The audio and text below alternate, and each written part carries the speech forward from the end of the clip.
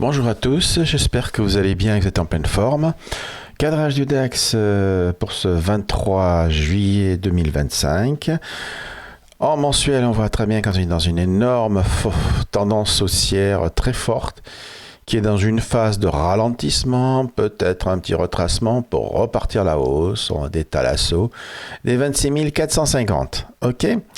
Bon, une fois qu'on a dit ça, on voit en weekly, où est-ce que ça freine? On le voit très bien, ça freine des deux fers à partir de 23 000 à 24 300, 330 par là. On voit qu'à partir de là, ça mèche au-dessus. Là, des mèches qui peuvent aller jusqu'à 24 500, voilà, même là, 24 600, vous voyez, on a réussi à faire un nouveau record. Voilà, et on a du mal à s'extraire de cette zone-là pour le moment. Voilà. Nous sommes dans une phase aussi au niveau fondamental où on attend les décisions sur les taux de la BCE, décisions sur les taux qui devraient annoncer un statu quo. C'est le premier depuis un petit moment. Donc on verra comment le marché réagit. Peut-être qu'il n'aime pas ça. On va voir. Normalement, il n'aime pas. Et ce qu'il aime, c'est quand les taux ils baissent, quoi. Donc peut-être que c'est pour ça que ça ralentit. Nous sommes aussi dans une session de publication de résultats des entreprises qui globalement sont très bons, sont au-dessus de la moyenne, donc ça doit plaire au marché. Et en parallèle de ça, il y a encore un autre événement géopolitique que tout le monde attend, qui sont la négociation entre Trump et l'Europe, les décisions sur les taux de douane, sur les droits de douane. Et donc là, Trump, lui, il semblerait s'annoncer entre 15 et 20% de droits de douane. Bon, ça va dépendre des Européens, j'imagine. Donc voilà, je rappelle qu'il y a des taux qui devraient se mettre en place dès 1er août. Il a fait des menaces là-dessus et tout. Et donc, il reste une dizaine de jours pour négocier quelque chose. Donc ça doit avancer et voilà, on annonce, ça devrait être autour de 15-20% pour le moment, si tout se passe bien. Voilà en gros le bilan du fondamental sur le marché et peut-être un peu ce qui doit expliquer ses hésitations ou pas. Voilà. Donc nous, on s'en fout un peu de tout ça, même si on connaît les dates. On sait que la décision sur les taux de la BCE, c'est jeudi, donc on fait gaffe, jeudi à 14h15. Mais en attendant, nous, on doit trader le marché le jour. Donc hier, je vous ai dit, j'étais vendeur vers ligne marron. Ça a parfaitement fonctionné. Vous voyez, on a gagné plus de 200 points, puisque le marché, il a retracé jusqu'à à peu près 15 heures, jusqu'à la MM50, qui était la zone vers laquelle je vous ai dit, je redeviendrai acheteur, puisque je m'attendais 23 heures, à partir du moment où tu arrives à 15h, 15h30 vers la MM50 avec l'ouverture du marché US qui lui est haussier. Donc on pouvait raisonnablement s'attendre à ce qu'il y ait un rebond technique par ici, quoi. Un rebond technique déjà dans un premier temps parce qu'on est sur la MM50 et deuxième temps du point de vue fondamental quand on regarde un H4 la volatilité il était logique qu'il y ait un rebond par là. Donc c'est en train de se faire et surtout les États-Unis sont bien partis à la hausse. Ce qui m'arrange, puis j'étais très acheteur sur les US, et là on risque d'ouvrir avec un gap à la hausse. Vous voyez, vu la clôture, c'est un gap de 200 points, quoi. Donc c'est pas négligeable, c'est important, et ça peut entraîner une dynamique qui pourrait nous faire venir au moins jusqu'à la super trend rouge, ici vers les 24 450. Bon, on n'en est pas là. Pour le moment, on voit ici la MM7, donc on va ouvrir le gap là vers la MM7, qui est à 24 285, et vous voyez que le gap pour le moment il a du mal à tenir au-dessus de la ligne marron, où je vais le montrer en H4. Donc quand on a un gap, une clôture H4 au-dessus de la ligne marron, tout et tout, nous on peut travailler à l'achat. Ceci étant dit, on a une Tenkan ici, et donc du coup ça pourrait freiner un petit peu la hausse. On a aussi un haut de 2J, on a ici un corps de bougie vers 24 336, ok, c'est des zones auxquelles on se méfie, surtout qu'il y a la Tenkan, il faudra réussir à casser la Tenkan. L'idéal, ce serait que le gap, il accélère la hausse au-dessus de la Tenkan, ça serait top. Là, vraiment, je serais acheteur sur cassure, mais on n'en est pas là en H4. Donc nous, on voit que on est en train de travailler, donc là on revient sur le CFD en H4, puisque le CFD en H4 il est ouvert, je rappelle qu'il y a deux ouvertures, l'ouverture du futur qui est à 8 heures et l'ouverture du cash qui est à 9 heures. C'est l'ouverture du cash qui compte, mais l'ouverture du futur généralement nous donne indication sur ce qui va se passer au moment de l'ouverture du cash. Donc on voit qu'on a ici une clôture H4 au-dessus de la ligne marron, ok, très bien. Et depuis, ça hésite, hein, mais bon, il reste 3h23 pour la prochaine bougie. Et en H1, on voit une bougie qui a clôturé au-dessus et une autre qui a rebondi vers la ligne marron. Donc ça, c'est plutôt positif. Ce qui est négatif, évidemment, c'est qu'on connaît la zone qu'il y a ici. On a ici une zone de mèche et tout. Et surtout, ça se traduit par le fait qu'il y a une MM 200 ici, qu'on a le haut du nuage Ishimoku. Et forcément, les mecs qui sont vendeurs, là, ils bloquent un peu et les acheteurs, ils hésitent, etc. Mais connaissant la dynamique de fond, ça risque d'accélérer jusqu'à 7h45, jusqu'à 7h30. 7h30, généralement, il y a une petite bougie qui part dans un sens ou dans l'autre, il y a un petit flux. Normalement, il devrait être oscillé pour aller nous ramener là-haut. Bon, moi, j'ai acheté ici, tout en bas, pour des tas de raisons que je n'ai pas besoin de vous expliquer. Ici, il y avait ma zone d'achat, hein. Donc j'attendais un signal. J'ai vu que ça s'arrêtait là, on voyait très bien l'arrêt. J'ai vu un flux haussier ici arriver. Bon, là, après, je monte dans des unités de temps un peu plus courtes. Il y a eu tout de suite un flux haussier qui était... Bon, moi, j'étais dedans, donc j'ai acheté très vite et j'ai acheté massivement le marché. J'ai même gardé durant la nuit. Voilà, et donc là, j'ai rien allégé du tout. Donc là, moi, je suis obligé d'alléger, quoi. J'ai plus de 250 points, donc moi, je suis obligé d'encaisser un tout petit peu, quand même. Je vais pas me prendre la tête, hein. Voilà, vu qu'on est sur le haut du nuage Ishimoku, là, j'ai allégé. Donc, j'ai allégé, donc du coup, me dit, je fais le live pour expliquer un peu. Donc, qu'est-ce qu'il a expliqué? Bon, pour vous, en intraday, donc j'évite de parler du scalp. Donc, vous voyez qu'en scalp, je suis acheteur, que là, j'arrête d'acheter parce qu'on arrive sur le haut du nuage Ishimoku. On voit aussi que la LS, la Linking Span, bon voilà, elle arrive vers les prix des marchés. Donc là, elle peut être freinée, elle est dans le nuage Ishimoku, mais surtout sur le prix. Elle risque de buter sur le prix pour retracer un petit peu, hein. Donc ça, j'ai appris ça avec les mecs qui font du Ishimoku, parce qu'en réalité, j'ai vu que ça marchait, quoi.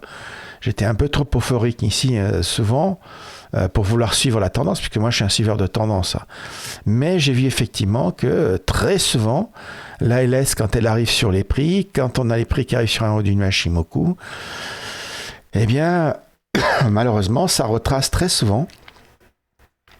Si c'est haussier, il s'adapte à partir à la hausse, très souvent ça reprend vers les mèches ici.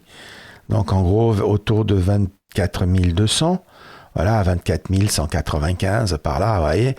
Ils peuvent très bien reprendre ici, hein. Ils voient la zone ici, hein. Ici 2 fois, ils peuvent très bien, mais ils peuvent venir ici, quoi. Alors, mais ça se fera pas tout de suite.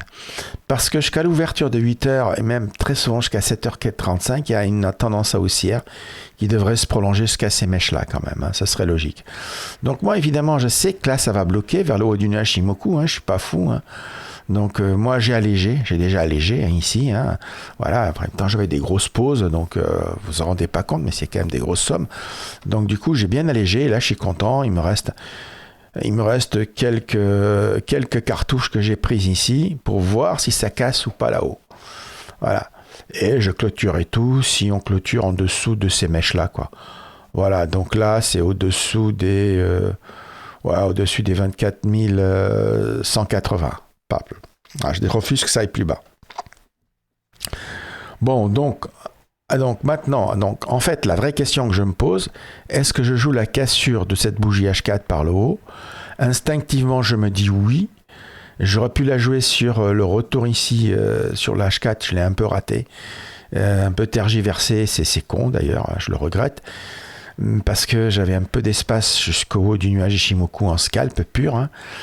Mais oui, la cassure de cette bougie H4 ici par le haut devrait réaccélérer à la hausse, peut-être même nous ramener vers les 24 400 minimum, voilà, vers le haut du nuage Ishimoku.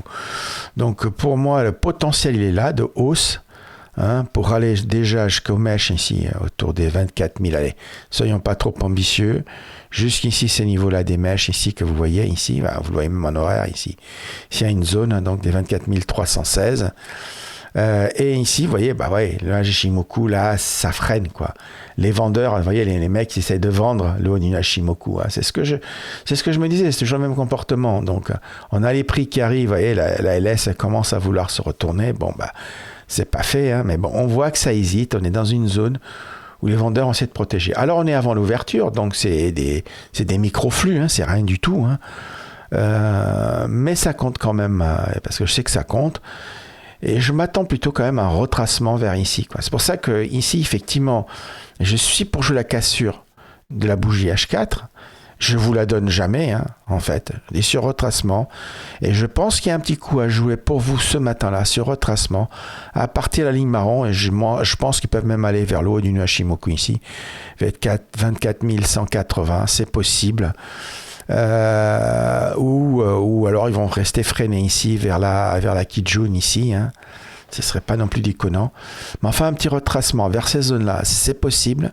Et là, sur un petit signal technique, hop, tenter un petit achat pour essayer de tenir jusque-là et de tenir jusqu'à là-haut. Voilà, en tout cas, avant l'ouverture, c'est ce qu'il y a à tenter. Mais il faut que ça tienne. Il ne faut pas que ça casse par le bas. Voilà, sinon, moi, je dégage. Même les petits soldes en bas, je les dégagerai, quoi. Et tant pis si plus tard, ça repart à la hausse, hein. Les signaux, j'en ai 1 million là que je peux prendre par jour. 1 million, j'exagère, hein. Mais enfin, j'en ai plein d'opportunités d'acheter sur signal technique. Pour moi, ce qui m'importe, c'est la casse sur cette bougie H4 par le haut, ici. Et si on arrive à la casser par le haut, ça, pour moi, c'est important. Parce que j'ai une bande Bollinger qui s'ouvre. Ok, je suis le nuage Shimoku, donc il faut casser cette ouverture du nuage Shimoku par le haut. Il faut arriver au moins jusque-là. Donc, j'attends cette cassure-là par le haut ici, qui pour moi est très importante. Et c'est pour ça aussi que je ne peux pas, surtout à cette heure-ci, il est quelle heure? 6h13, ouais, d'accord. Donc, je ne peux pas vous donner un achat sur cassure par le haut, hein. Je suis pas, je me méfie de vous, quoi. Mais en tout cas, ce qui est certain, c'est qu'un retracement ici, il y a un petit truc à tenter ici, vu l'importance de la bougie. On sera autour des 50% de retracement, c'est pas mal ici. Parce que la tendance est haussière, on ne devrait pas casser les 50-60% de la bougie. Vous voyez là, la MM7, le haut du nuage Ishimoku ici, un H4. Là, c'est possible de tenter un achat. Alors, je sais bien que vous me direz que le DAX, tous les matins, il retrace. Voilà, il a repris sa dynamique, on ouvre et que c'est haussier. Après, il retrace jusqu'à 15h30. Oh oui, ok, c'est possible. Mais bon, le marché, ce que j'essaie de vous enseigner aussi, c'est qu'il prend en compte les signaux techniques. Et les signaux techniques, c'est un signal d'achat, ça. Mais à condition de casser la bougie H4 par le haut.